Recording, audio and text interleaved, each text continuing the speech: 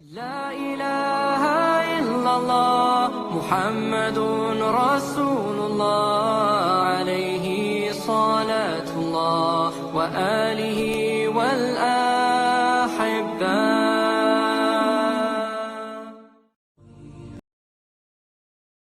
Ada juga yang nanya, mana dalilnya 3 hari, 40 hari, 4 bulan dakwah? Ada yang nanya banyak. Bahkan ini ditanyakan kepada Syekh Utsaimin. Guru di Mekah sana, bagaimana ini saya orang jemaah tabligh ini kalau dakwah 3 hari, 40 hari, 4 bulan, bagaimana, apa dalilnya? Apa kata Syekh Utsaimin? Hadza min tartibihim. Ini tertibnya mereka. Bukan usul ini tertib. Kalau tertib mana boleh ditanya. Seperti kita ngaji. Hari Ahad pagi. Kenapa setiap hari Ahad pagi ngaji? Itu tertib. Tidak boleh ditanya. Kenapa sekolah 6 tahun ibtidaiyah? 3 tahun sanawiyah, 3 tahun aliyah, itu tertib, nggak boleh ditanya. Harusnya nanyanya jangan kenapa, jangan mana dalilnya sekolah 6 tahun, itu tertib. Mana ada dalil, nggak perlu dalil. Kenapa? Mana ngaji, dalilnya ngaji hari Minggu pagi, mana dalilnya? Ada hadisnya, ngajilah kau Minggu pagi. Itu tertib, nggak perlu ditanya. Nanyanya jangan mana dalilnya, kenapa? Kenapa kalian ngaji hari Minggu pagi? Menuntut ilmu. Menuntut? Mana dalilnya menuntut ilmu? Oh, sebakul bisa kita bawakan dalil. Sama dengan jemaah tabligh itu. Jangan ditanya mana dalilnya 3 hari, 40 hari. Salah tanya itu. Itu tertib, nggak boleh tanya mana dalilnya. Kenapa kalian setiap bulan keluar 3 hari? Setahun sekali 40 hari. 1/10 dari umur. Sebulan 30 hari, 3 hari untuk dakwah. Setahun 365 hari, 40 hari untuk dakwah. 1/10. Kenapa? Mereka akan jawab, kami berdakwah. Berdakwah, iya. Mana dalilnya dakwah? Sebakul bisa diantarkan dalilnya dakwah. Itu kan tertib. Harusnya dakwah tiap hari. Ya tiap hari, jemaah tabligh buat juga tiap hari. Kan saya udah teliti. Mereka itu di dalam masjid, mereka buat amalan masjid. Ada infirodi, ada intiqali, ada dia. Jadi kalau di masjid itu dia pertama dia buat musyawarah harian. Ini hari siapa yang sakit, siapa yang belum ke masjid, siapa yang perlu kita datangi hari ini supaya mau ke masjid. Bapak itu udah mau ke masjid sekali-sekali. Bagaimana kau 2 orang pergi sana minum teh di sana. Habis sholat subuh, kamu ajak dia supaya ke masjidnya 5 waktu, jangan sekali-sekali. Kamu, Pak Anu sakit, siapa yang lihat? Saya. Kamu lihat sana, lihat dia orang sakit. Itu musyawarah harian. Kemudian ada taklim, sehari sekali. Kalau di masjid saya 5 kali taklim. 5 kali saya yang baca. Kalau nggak ada saya, imamnya baca. Setiap sholat mesti taklim. Datanglah ke Buaran. Sudah saya lakukan itu 10 tahun lebih. 5 kali sehari taklim. Kan taklim disuruh. Disuruh nggak taklim? Suruh baca hadis. Ada taklim. Kemudian ada sholat berjemaah. Kemudian aja mengajak orang. Jauhlah namanya, ayo Pak, Assalamualaikum. Ntar lagi maghrib Pak, ayo kumpul, ayo ke masjid. Dibuat. Itu jauhlah dibikin Nabi dalam Riyadhus Shalihin. Bahkan sholat sunat Nabi jauhlah. Kalau sholat wajib sudah jelas Nabi bilang aku mau. Diazankan, dikumandangkan azan. Kemudian kusuruh orang lain jadi imam. Dan aku mendatangi rumah-rumah orang yang tidak ke masjid, kubakar rumahnya. Mendatangi rumah-rumah orang itu. Ternyata dalam Riyadhus Shalihin Nabi mendatangi rumah Ali bin Abi Thalib, menantu, dengan Sayyidah Fatimah, anak. Tengah malam diketuk pintunya. Assalamualaikum. Waalaikumsalam. Salat tahajud kamu. Sayyidina Ali jawab, kami tertidur, ditidurkan oleh Allah. Kalau Allah bangunkan ya kami bangun. Kalau Allah tidurkan ya tidur. Dipukul Nabi pahanya. Memang manusia ini suka mendebat. Pergi Nabi. Jauhlah. Untung jemaah tabligh jauhlahnya sholat maghrib. Coba kalau dia jauhlah sholat tahajud.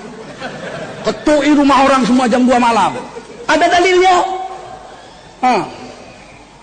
Inilah maka Syekh Utsaimin bilang itu tertib. Paham? Mereka buat amal masjid. Kalau dia keluar dia buat juga amal. Dia taklim 3 jam sehari. Dia silaturahim segala macam. Itu tertib. Di dalam jemaah tabligh pun disebut tertib. Tertib jemaah tabligh. Kitabnya, kitab rujukannya Fadhil Amal. Bohong. Mana Ada kitab Fadhail Amal bisa jadi rujukan, itu kitab Fadhail. Rujukan jemaah tabligh Quran hadis. Kalau di Indonesia atas mazhab Imam Syafi'i. Kalau di India, Pakistan, Bangladesh atas mazhab Imam Hanafi. Kalau dia di Maroko atas mazhab Imam Maliki. Kalau dia di Saudi Arabia atas mazhab Imam Hambali. Saudi kan pakai mazhab Imam Hambali. Makanya orang sana kalau udah azan nggak sholat ditangkap. Ada polisi yang menangkap. Orang laki-laki nggak sholat ke masjid setelah azan ditangkap. Karena mazhab Hambali mewajibkan sholat berjemaah fardu ain bagi setiap laki-laki. Dicambuk kalau nggak ke masjid. Pakai mazhab. Kalau nggak pakai mazhab bagaimana memutuskan pengadilan agama? Coba. Ada orang jual masjid. Pengurus masjid jual masjid. Diadukan sama jemaahnya, masuk pengadilan. Pakai apa memutuskannya? Kalau nggak pakai mazhab. Pakai Quran hadis. Hadis yang sini boleh, yang sini tidak, berantem di situ. Makanya pengadilan agama di seluruh dunia pasti pakai mazhab. Pengadilan agama Indonesia mazhab Imam Syafi'i. Kitab rujukannya Majmu' Syarhul Muhadzab Imam Nawawi. Tebel, lumayan 1,3 meter. Itu rujukan pengadilan agama Republik Indonesia. Mekah mazhab Hambali. Rujukannya kalau di pengadilan Majmu' Al-Fatawa karangan Syekh Ibnu Taimiyah. Berapa tebal? Lumayan 1,2 meter. Jadi bukan nggak ada rujukan. Kalau nggak ada rujukan, ancur-ancuranlah kita. Jemaah tabligh bukan rujukannya Fadhail Amal. Fadhail Amal itu dibaca ketika keluar supaya terangsang untuk menjaga 5 amal, sholat, zikir, baca Quran, apalagi itu, fadilat sedekah, khurud fisabilillah, kepentingan dakwah dibaca. Itu diambilkan oleh ulama hadis. Maulana Zakaria itu hafal Quran hafal hadis 14.000 hadis. Disebut Raisul Muhadditsin, ahli hadis, pemimpinnya lagi. Lutfi, Ustadz Lutfi yang di Kebun Jeruk Jakarta itu hafal 5.000 hadis, maka dia digelar mufti. Ada murid saya pergi 1.500 hadis hafal. Sekolah di Pakistan, ada yang sekolah di Afrika Selatan. Kalau tidak dapat 1.000 hadis hafal, dia nggak dapat gelar Maulana. Kalau sudah digelar Maulana, itu berarti hafal 1.000, harusnya 1.500, tapi orang Indonesia turun sedikit lah, 1.000 pun jadilah Maulana. Kalau dia sudah dapat gelar mufti, itu minimal hafal 5.000 hadis. Di Indonesia Ustadz Lutfi 5.000 hadis. Nah, seorang yang hafal 5.000 hadis, rujukannya Fadhail Amal. Fadhail Amal nggak ngajarkan wudhu. Bagaimana jemaah tabligh mau berwudhu kalau pakai kitab Fadhail Amal? Ada hadisnya yang dhaif? Ada. Kenapa nggak ada? Tapi hadis dhaif untuk alat syarah, bukan alat hujjah. Dalam mazhab Syafi'i, hujjah itu wajib dengan hadis sahih, minimal hasan. Nah, kita lihatlah Fadhail Amal. Saya udah periksa itu bertahun-tahun sudah, sejak 88 saya udah baca itu. Selalu Maulana Zakaria itu kalau membuat bab bahasan, bab sholat berjemaah, dalil 1 Al-Quran, dalil 2 Al-Quran, dalil 3 Al-Quran, dalil 4 Al-Quran. Kemudian hadis 1 hadis sahih, hadis 2 hadis sahih, hadis ini hadis sahih, hadis ini. Cuman sarohnya, keterangannya adalah hadis sahih begini-begini. Dalam kitab ini mengatakan begini-begini. Itu sarohnya ucapan dia pun boleh. Apalagi cuman hadis dhaif. Karena hadis dhaif itu bisa nemplok ke hadis sahih. Menaik pangkat menjadi hadis hasan li ghairihi. Tidak ada satupun dimulai bab misalnya sholat berjemaah, dalil 1 hadis maudhu, nggak akan jumpa sampai kiamat. Mana mungkin seorang ahli hadis menulis kitab sebodoh itu. Dan beliau ini dosen di Universitas Madinah, bukan dosen di India dia. Kitabnya Saharanpur India itu 32 juta kitab.